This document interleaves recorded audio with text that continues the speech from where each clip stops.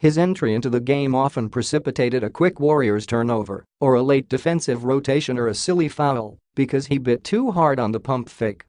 There were times when he was guilty of all three within a couple minutes. Warriors big man Jordan Bell has spent most of his second NBA season as an intriguing mess, which is why he filled his nights watching from the bench for most of the game, the entire 48 minutes. Bell needed a breakout game to remind himself and his coaches that he has something to offer. He got it Monday night in 16 outstanding minutes against the Phoenix Suns and hopes it's the first phase of a turnaround. "Just use it as a building block," he said Wednesday, "something to try to get a streak of games going, try to keep building off of it, and stay positive off of it." In the 132-109 win over the Suns, Bell contributed 10 points on 5 of 5 shooting, 6 rebounds, 3 blocked shots and 2 assists. It was the kind of performance that made observers wonder what took so long. Bell seems to have an idea why, and it's a weakness he's willing to acknowledge. "The biggest thing for basketball players is confidence," he said. "That could make or break you. You could be as skilled as you want. You could have two guys that are really skilled, but if one has more confidence, he's going to play better. That's what Steph Curry always preaches. I just came into the game confident in myself as a basketball player." Bell was decisive and his energy, so often scattered, was focused. He looked like a player who knew his role instead of one searching for it in real time.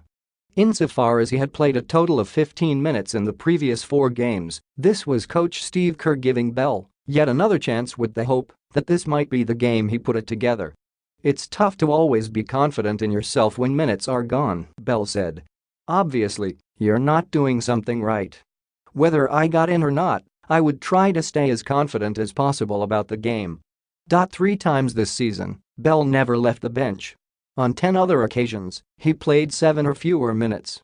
Such spare use is telling because the Warriors all season have been desperate for productive minutes at center, but particularly since December 1, when Damian Jones went down with a likely season-ending pectoral injury. They, frankly, needed more from Bell, and he was not providing it.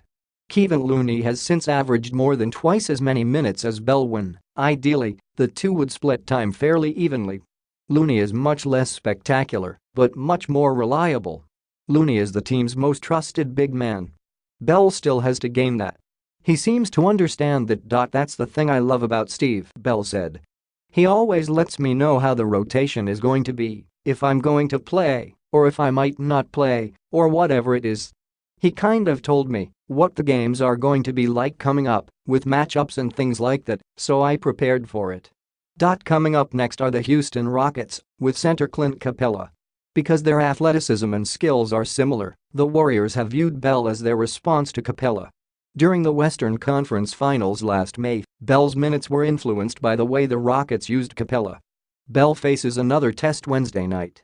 If he passes this one, the Warriors will be delighted. So might Looney, who is playing more than he imagined and is paying a physical price.